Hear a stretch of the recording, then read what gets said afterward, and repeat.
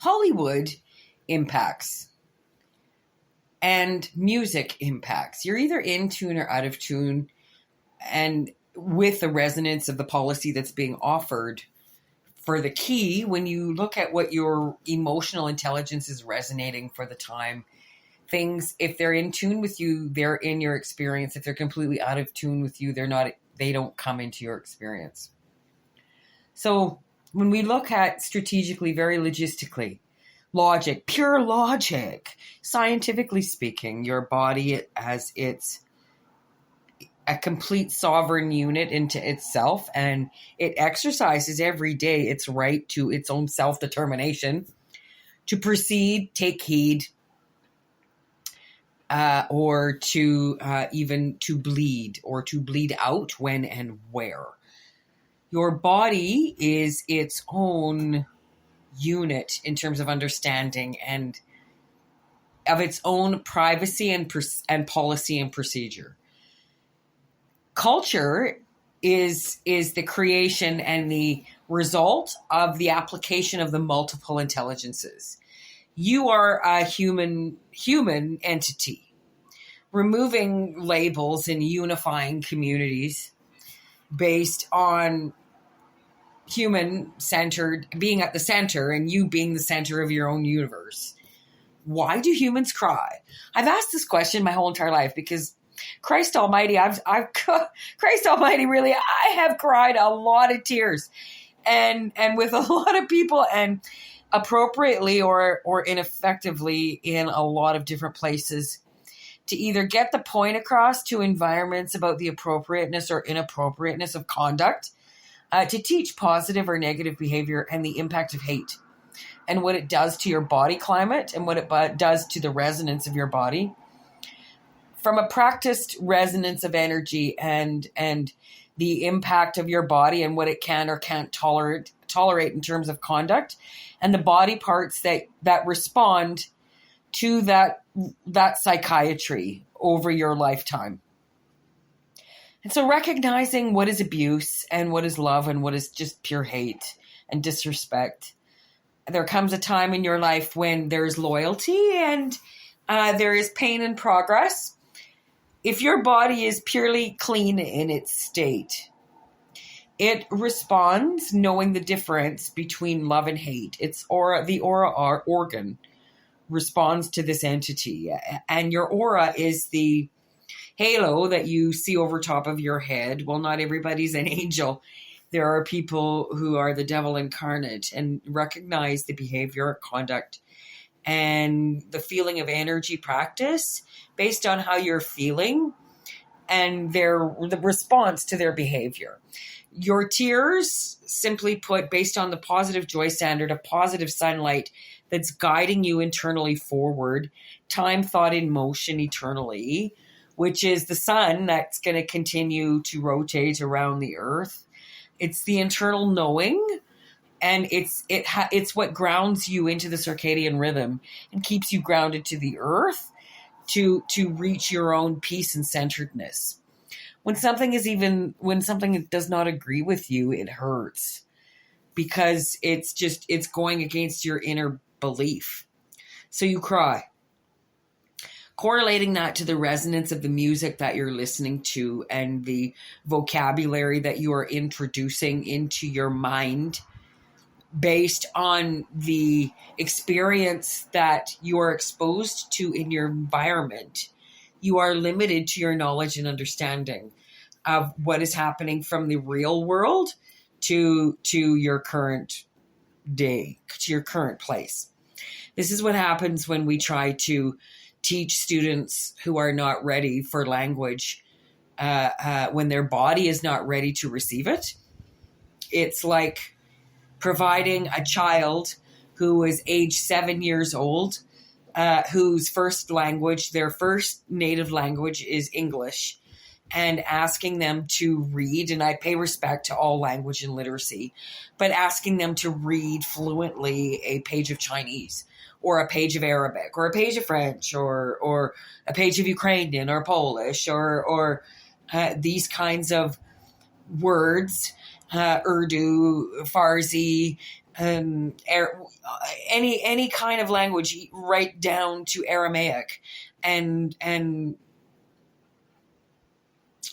what is the foundation of pharmacology?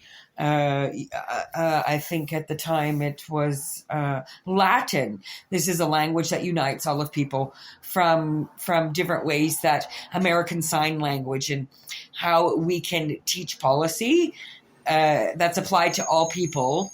And every culture has brought very, very unique things in terms of contribution to the planet. There is a difference between education, modernization, westernization, and policy freedom, democracy, equality versus equity, and the meaning of tax and how that's used depending on the origins of the policy that is at play. From my understanding, being born and raised very quickly, my story, born and baptized Catholic Christian, challenging the Archdiocese at age 19 in 1992 on policies of that are very personal, challenging that at age 19, and then further challenging, I pay respect. In 2024, I pay respect to the papacy and to Christian Catholic policy and the Bible and its sects of translation as the basic instruction before leaving Earth. May all your tears be happy, from Pope Francis today, who is the leader of the Catholic Church that serves 1 billion people on the planet. And this is a huge biology of belief in terms of understanding Christ consciousness. I can't speak. I've had teeth removed and my teeth and my gums are swollen. Christ consciousness, and what that translation is, if it's something that is separate, or if it's something that is in an afterlife that you meet. If I defied that biology of belief as a scientist, a Christian, values of which I proudly practice and promote in terms of tithing and volunteerism and giving back to my fellow man who is in a weaker position than me, carrying that policy all over the planet, while separating canon law and then separation of faith and state, purely because I am not equal at that table.